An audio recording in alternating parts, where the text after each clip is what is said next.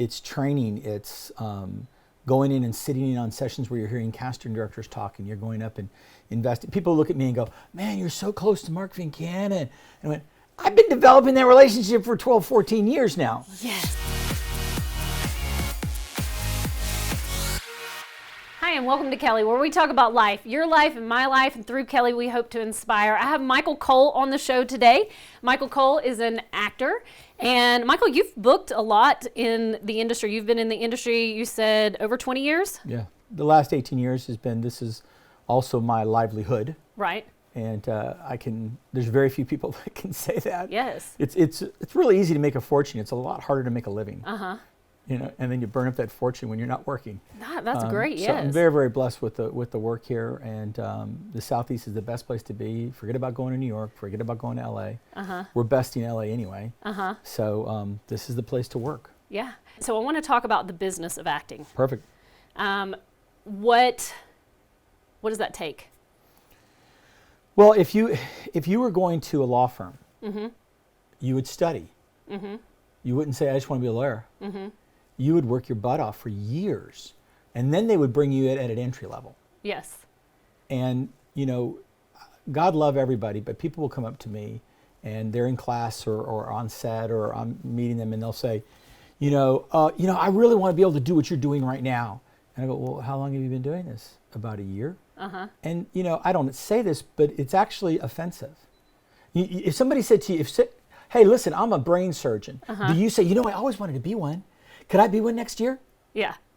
But for some reason with acting, they think it's easy. Yeah, I'll tell you one thing that people say to me is they'll say, "Well, you're so lucky because you get to live your passion." I'm like, "Well, my passion feels like a whole lot of work." You'd say it was easy. Right. But this is a multi-billion-dollar industry, uh-huh. and this is independent films. I love them. They're the entree to beginning stuff, but largely they cast out of availability. Right. They want the best actor who's available. Yes. But if in a SAG project or an episodic that whatever, it's about marketability. Uh-huh. Can they make money on you? Right. And if you don't understand the dynamics of the industry, casting directors and how each one of the casting directors casts differently than others, what's a director that's doing Ozark? I shot that back in December, and Jason was directing me. I knew he was an actor director, uh-huh. so there was a very different way of interacting, both in the initial audition and when I'm actually on set. But people just think it's just this glamour thing, and no, it's a tremendous amount of work, dedication, craft. Yes. And they can do it. They absolutely can. It's just they need to find. Somebody once said to me, "If you want to go into battle, find somebody who walks with a limp." And yeah. Don't find one who doesn't. Yeah. You want to be able to talk and get guidance from somebody, mentor from somebody uh-huh. who is out there doing it. Right. Because they can help at least not get rid of everything, because you need to go through some right. stuff. Right. But absolutely. And they have to understand that to make a career out of this, there's different types of, this is an art. And it's fine to use your art as a hobby if that's what you want to do. Sure. It's fine. It's your art. You can do what you want to do with it. But once you decide to be a career actor, it becomes a career and it is a business. And you have to invest into that business. Absolutely. I mean, completely. And it's not just headshots you invest in, because people can get printers now. They can keep it at their home. They can print, yes. Print quality headshots. It's training. It's going in and sitting in on sessions where you're hearing casting directors talk, and you're going up and investing. People look at me and go, "Man, you're so close to Mark Vincana." And I went, "I've been developing that relationship for 12, 14 years now." Yes. And I look for every opportunity to be able to see him and talk with him and communicate. We communicate on Facebook. He's a very deep man of faith, and we do exchanges. I'll ask his opinion. But that relationship didn't come overnight. Correct. That's a relationship that has been developing right. for... But they want it just like that. Yes. No. Yes. No, you really aren't serious about this. Right. Yeah. Take the time. Sanford Meisner said it best. A student came into his class. You teach, right? Uh-huh. Okay. Student came into his class, first class. Uh-huh. At the end of the class, the student walked up to him and said, "So, Mr. Meisner, do you think I have what it takes to make it in this industry?" Uh-huh. And Meisner said, "Do you really want me to answer that?" And he said, "Yes. Come back and ask me in 20 years. The student never returned. Yeah. because you didn't have the patience. Right. You didn't have the tenacity. Yeah. So you're a teacher also. Yes. What do you look for what do you look for in your students? To show up. To show up. I'm so glad you said that. I say that over and over. Like, I have that question. Does my child have it? Well, to me, it is showing up, is having the desire to do it over and over and over and over again. Right. And if they're getting miserable, what are you doing? Right. You're dragging them. Yeah. And then you're going to make the coach or the casting director miserable because, all my kids have gone into acting. My daughter is actually an electric, one of the few female electrics in the union, and does lighting now. But my 13-year-old, who just turned 13, he's been doing this and I could tell every single time I take him to an audition or putting him on tape for something, if he was kind of like, I go, we don't have to do it. Yes. I'm not going to make you do something you don't want to do because you're going to be my hedge fund when I grow up. Yes. Come on. Yeah. Adults, it's the same thing. You don't do this because you want to be a star. You don't do this because you want an Oscar. You want the glamour. No. You have to do this because if you didn't act, you'd die. Yeah. That's what it's all about. And guess what? No one can stop you from acting. Yeah. No one can. Because find your audience. Right. Maybe your audience right now is in film and television. But maybe it's community theater. Maybe it's your church theater. Maybe you're creating your own projects. Right. Whatever you're doing, get involved in the 24-hour film festival. Getting attached with an independent film company. But no one can stop you. Right. But if you have this expectation that it has to only be this, well, you're going to be is unfulfilled in what you're doing. If Absolutely. You are, I started off, I helped run 2 different community theaters in my 20s Cool. and 30s. And I learned a lot through that. And that was doing it because I wanted to do it. And that was all I knew around here. The film industry, was, it wasn't where it is right now. We're so blessed and we're so lucky. But many of us got our start through theater and just the love of, and that love has sustained me through so much of my life. And if I didn't love it, I think that I would develop a really bitter core. Absolutely, because you blame it. Yeah. For your angst and your depression. I often will ask my students, I says, I'm going to get what's one word that if you have this one word, I can't guarantee you lots of money, but I can guarantee that you're going to be able to sustain yourself. I kind of gave it away just then. And they say discipline. They say, all these other weird things about what it takes, gifts and crafts, sustainability. Can you sustain yourself emotionally, financially, relationally? If you can't do, and you go it alone, you're going to be lonely. Right. And no one's going to be there to say, congrats, you're booked. That you really care about. If you don't have a source of revenue, you're going to want to eat. You want to drive your car to at least, get to your auditions. And if you're not happy, any one of the 3 or a combination are not in place, something's wrong. Right. You're seeking something that is beyond. Correct. So you've got to be able to sustain yourself in this industry so that you don't know what's going to happen in 20 years from now. The only one thing that you know for sure in this business is you're getting older. And as you get older, your type changes. Right. Yeah. Yeah. And that's good. Yeah.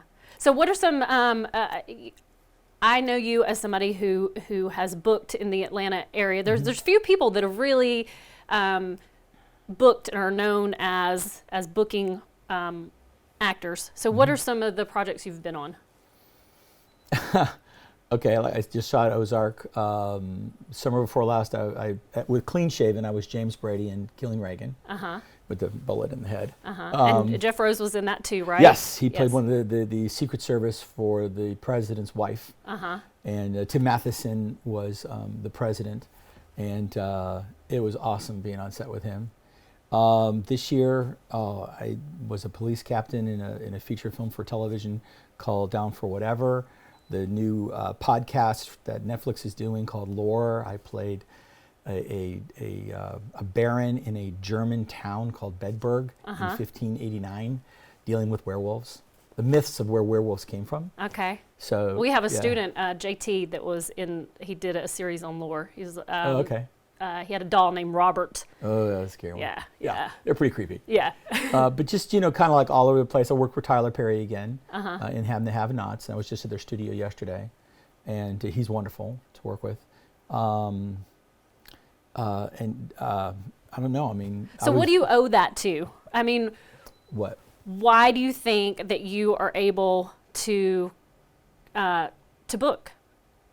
Oh, if you can help me figure that out, I'm going to write a book. Don't have a secret recipe? There isn't a secret recipe. There's, there's something about, I had a class last night that I worked with, and it was just like, again, the reeds felt flat. They stayed on the other side of the glass. They didn't come through as we were playing them back. And they glossed over one of the most important things, was what was the relationship with the person they had in the scene. All they looked at was they judged how they were going to do something by what they were saying. And so it was a conversation about who's the better fighter. But the whole point of the character description in the email was, you are very, very close friends. You've worked together for a while. You're taking a break in the break room of the office, and you're having this conversation. And it wasn't until I told one of them, why are you talking to this person who's your close friend? I don't know. I can tell. In acting we say, who's the most important person in the scene? The other person. But nobody does it. Right. Exactly. Yeah. Because if they do it, then the other person would have been the thing that would be determining everything that you were doing. So all I had to say was, how about let's do the scene? Forget about what you're talking about, because I can say the ABCs and mean anything. Connect with that person and be that you're worried about them because they've been very quiet all day. Yes. And that, going back to the thing that came to my mind when I asked you the question about the magic, the magic remedy, I think it really is relationships. It's being able to connect. That is the bottom line. Yeah. But here's the thing. If you don't connect on a daily basis You with can't people, do it. You can't turn it on when you get into a taping room. You are so You correct. can't. And that's what I said. They said, what's our homework for the week? Connect with everybody and anybody that you encounter. Don't blow your horn at somebody because they cut in front of you. Ask maybe they had a horrible day. Yeah. I don't care about politics or religion. If you hate the president, fine. But guess what? He's still a person. Right. If you judge him, guess what? You can't turn it on and off at will. Yeah. It's going to be what you're going to do no matter what. Right. So one of my actors said, so in order to be a good actor, you have to be a good person? Yeah. I love that. Da, da, da, da. That's it. Because that's what comes through that camera. Yes. That on the other side of that lens is when I'm reaching out of myself, both negatively or positively, it doesn't matter the relationship, to connect with somebody you can't see. Yeah. A director once said to me, we were talking at lunch, he knew I taught, he said, what he looks for in an audition is the person I can't see's performance in your eyes. Not your performance. If you can make me so feel the presence of the other person that they can't see, they can work with you on set. Yeah. But so many times actors make it all about just them. Yeah. What they want to do. Yeah. I had this theory because, as a coach, when you start really getting into the format of why this works, why this doesn't work, the only conclusion that I could come to, and you can tell me what you think about this, but I felt like it was my spirit connecting with other spirits in the room. And if you can connect through the spirit, you're going to pull out something just amazing. There's a glow that happens in the eye. And the thing is that we know true beings. So when we're doing something in a truthful way, our spirit resonates that, and it believes that, and it knows that. But we're too consumed with booking. And we're so consumed with booking. I love Dustin Hoffman said, never go into an audition with the intent on booking, for you will live a life of disappointment. Go in knowing only one thing. You have an audience of one. Affect them. Yeah. Love it. And isn't that what theater does? Acting is life. Life is acting. Yes. And in life, we see humanity. We may not acknowledge it in our mind, but we interact through humanity in people. Yeah. And that's what, you're just now saying someone else's words that you have to own, but connect with that person off camera. And when you do, you give up these issues. Hey, that casting director can't book me. They can get me in front of the director, but the director can't book me. The executive producer is the one who's going, and they're not even going to see me. Right. So if I can bring a smile to that face, when I went for Raven Drummond yesterday over at Tyler Perry Studios again, they were trying to see me because they already were to bring me back as an FBI agent that I was last year. Uh-huh. And so afterwards, she said, "Thank you for coming out." And I said, "No." My wife was like, "Why are they bringing you out for the same thing?" And I said, "Oh, I'm not going out for that. I'm going to see Raven." And she laughed. But that's the humanity. That's the connection. Yes. And you develop this over a lifetime like me. Uh-huh. Well, no wonder I have relationships. Right. Because they're not relationships because I want to manipulate you to get something out of you. Yes. I really want They're the genuine relationship. relationships. Exactly. Yes, that's beautiful. So now that we talked about that, this is for you, cashews. You're the first non-candy. May I take one? Yeah, absolutely, please. This is to remind you, Michael, that you are a gift in life. And Oh, those are good. I believe if everybody sees themselves as a gift and with value, that they will be able to permeate further in the goals and what they're trying to accomplish. So I grew up with the idea of if you want to feel better, then be in the service of somebody else. Yes. And that's important. As you know, we have an environment to take care of, and if people don't realize that our environments need to be taken care of and they need to be handled with care, we're going to be in a bad place. Absolutely. So thank you 100%. so much for being here. Advice that you can give to a newcomer. I mean, you just gave a whole lot. So Yeah. Find where is the closest place you can act right where you're at immediately. Uh-huh. Immediately. Even if you think it's bad community theater, get up, get in front of people, do something. Get your cell phone out, tape yourself. Do something, but don't sit wanting. Don't sit wishing. Do something. It's in the doing that you discover, Yes. make connections, develop those relationships, and there will be people. This industry is filled with people who love to help people. Yes. Yes. And they know it's going to be hard to make a living, Uh-huh. but they want relationships too. Yeah. Yeah. And we're building it together. It's a beautiful. We're building it now. Yes. And Thank- even with your hubby, Yes. who's doing the editing. Yes. over there. Yes. He's the switcher. We call him Captain Kirk over there. He's like Oh, he's over there I masterminding. was thinking more Scotty running the ship. Yes, that's what he is. Thank you for being in here, My pleasure. and just dropping a gold nugget to the audience, because that's what you just did. So I Thank appreciate you. that. Appreciate it. Thank you guys for being here on Kelly. And if you like this segment, please drop us a comment or like the page. And I'm sure Michael would love to come on and correspond through the comments as they come Facebook me. in. Yeah, okay. And we'd love to have you back on. So when Let's do it. when you get something else, let us know. We'll have you back on. We hope we educated you and inspired you.